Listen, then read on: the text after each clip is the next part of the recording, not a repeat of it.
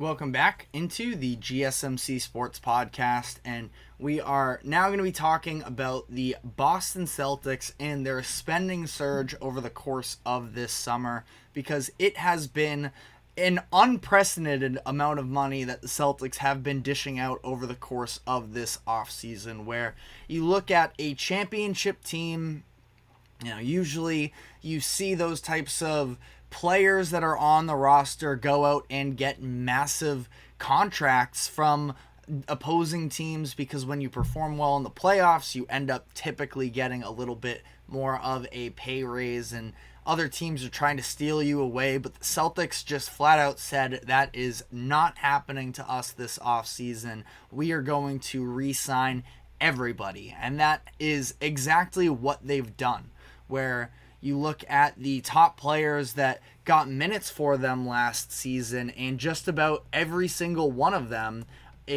are going to be back for next season. The only player that, was at least somewhat in the rotation last season that isn't going to be returning is O'Shea Brissett, who just doesn't seem like they're going to be able to bring him back. I don't know if he's actually officially signed anywhere else yet, but that is sort of the idea. But you look at the list of players that they have been able to return, and they have their top 11 guys in minutes per games last season. And a lot of these players that they're not just bringing back for next year, but they have re-upped for the long term, where they gave Jason Tatum a long-term deal, Derek White a long-term deal. Last year, during the season, we saw them take care of Drew Holiday with a new extension.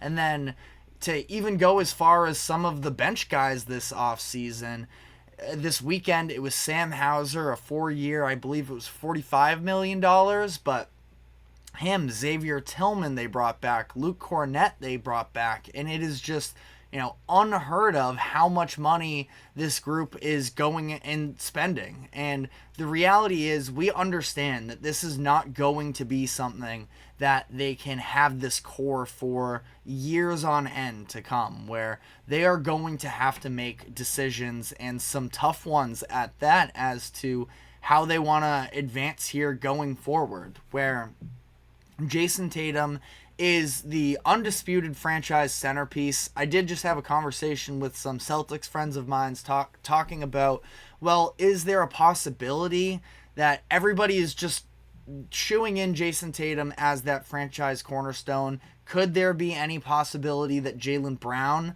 who just won the Finals MVP, the Eastern Conference Finals MVP, could he end up being the franchise building block? And ultimately to that, I feel like the answer is no, that I have a hard time imagining, unless Jason Tatum directly asks out himself, that he is going to remain in Boston as long as possible, and Jaylen Brown would probably be the player more likely to leave. And it's for a number of reasons, one of which being we've seen the drama that's taken place this offseason about how Jaylen Brown was excluded from Team USA, and it's just been a very awkward thing in general here, the fact that Jason Tatum's getting asked about it, whether or not Jaylen should have been left off, but who did Jaylen get left off for that last spot? It was Tatum and Brown's other teammate in Derek White. So the intertwining relationships here are just so uncomfortable, and it makes for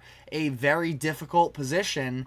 And Jaylen Brown, to some degree, you would think that after winning the Finals MVP, he would be sort of secure in himself in terms of what type of a player he is, but I can also fully understand from his perspective that he just won the Finals MVP and he wasn't selected as one of the top players for Team USA. Which, by the way, Jaylen Brown absolutely, if you're talking about pure talent, he deserved to be on that roster. But the idea that we just sort of talked about in the last segment with Derek White coming off of the bench. Derek White is not a better player than Jaylen Brown, but Derek White fits into the role that Team USA needs a little bit more. And Jaylen can do everything that Derek White can do, but almost the fact that he is a bigger figure in the NBA, that he just won Finals MVP. If he's sitting on the bench for the majority of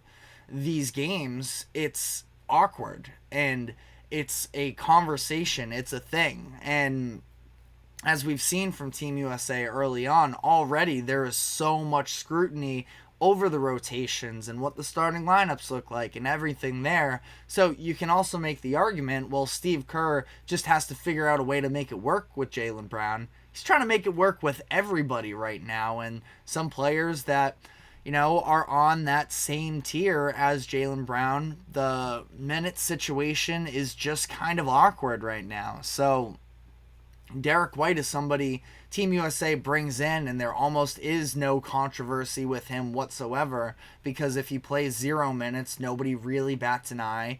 And if he does what he does over the weekend and he ends up being a significant piece of being a supplementary role, it just kind of makes a lot of sense, because that's what he did at the highest level for the Celtics as they won the finals this past year.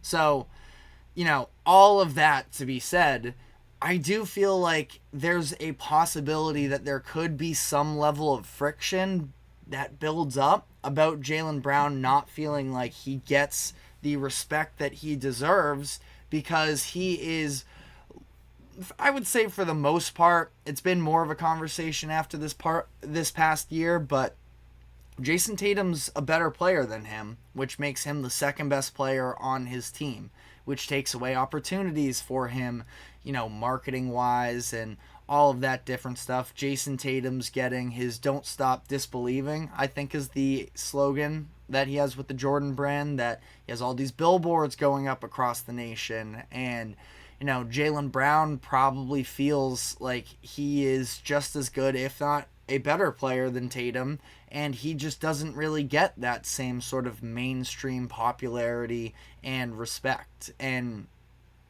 that's something that does worry me a little bit for the Celtics as well, on top of all of the financial situations and the fact that they are going to have to at some point cut costs to, especially as they go through this change in the ownership group with Wyc Grousbeck selling his share of the team, and that, whoever comes in next is probably going to tell Brad Stevens, you have to cut some of this spending. And it's just two different angles how we could end up to a point where Jaylen Brown gets moved. But I definitely wouldn't shoe that in. I feel like the Celtics are probably going to keep the Jays together as long as they possibly can, and then outside of that, just about everybody is expendable. I actually feel like with the way that the relationship with the organization and everything that we were just sort of talking about, Derek White would probably be the candidate to be the third player out of this core that is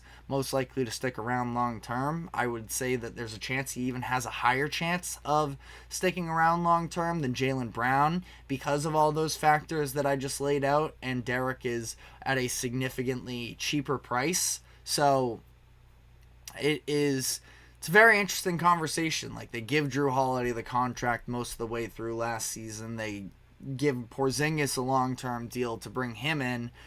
Like, even though they're giving out all of this money, you have to imagine that they're going to try and find some sort of way to make room for some of their younger players that are developmental pieces, and move off from some of their bench guys that they just signed. Like, I look at the deal that Sam Hauser just got.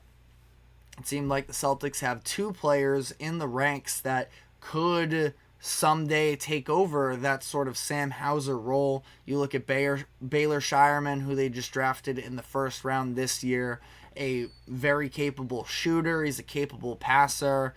He could have potentially gotten some of those minutes as long as he's good enough defensively. Jordan Walsh is somebody they took in the second round last year. He was a top 5 player in his high school class.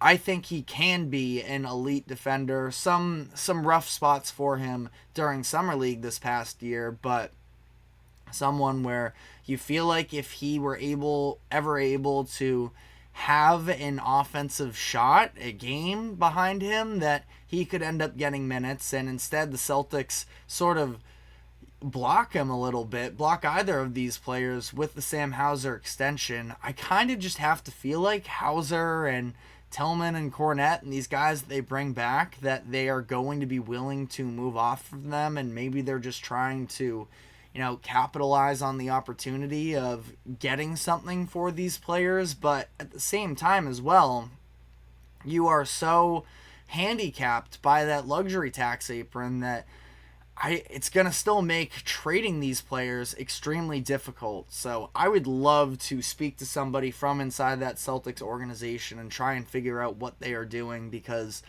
it's going to be, cool having your top 11 minutes guys back for the following season. But at the same time, eventually that's not sustainable in this new NBA with the luxury tax threshold. So, let me know what your expectations are moving forward here with the Celtics team, with who they is going to be with them long term. But we got to take our final break of the show here, and when we come back on the other side, we will dive into the Boston Red Sox series loss against the Los Angeles Dodgers. They ended up getting swept, and it just sort of flattened some of the excitement that was building up to this point with going into the All-Star break. Just a couple games out behind the Yankees, and even just a few games back of the Orioles, and a playoff spot, and things changed pretty quick over the weekend. So I want to talk about whether or not it is time to panic if you are a Red Sox fan. So we're going to dive into all of that. But first, a quick break. Don't go anywhere. We will be right back.